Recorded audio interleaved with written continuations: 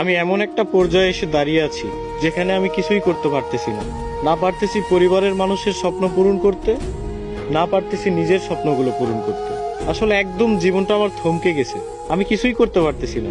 কি হচ্ছে আমার জীবনের সাথে, কেন হচ্ছে, এই হিসাবগুলো আমি মিলাতে পারতেছি না।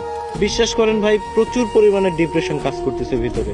আমি অনেক ডিপ্রেশনের মধ্যে আছি। আমার জীবনের সাথে কেন এগুলো হচ্ছে আমি নিজেও জানি না। তবে একটা জিনিস কি, কোনো কিছুর হিসাব আমি মিলাতে পারতেছি না। একটা সময় ডিপ্রেশন কি জিনিস জানতাম না, এখন জানতেছি। তবে একটা কথা মাথায় রাখবেন, ডিপ্রেশন বিভিন্ন ধরনের হয়। শুধুমাত্র প্রেম বিচ্ছেদের কারণেই যে মানুষ ডিপ্রেশনে ভোগে, বিষয়টা এমন না। সবচেয়ে ভয়ানক ডিপ্রেশন হচ্ছে ফ্যামিলি প্রবলেম। হ্যাঁ, এগুলো আপনারা বুঝবেন না, যারা মধ্যবিত্ত পরিবারের একমাত্র তারাই বুঝবে। ডিপ্রেশন অনেক কঠিন একটা জিনিস, এখান থেকে সহজে কেউ বের হতে পারে না, কেউ ডিপ্রেশন কাটিয়ে উঠতে পারে না। তবে আলহামদুলিল্লাহ, ধৈর্য ধরে আছি, ভালো কোনো একদিন আসবে।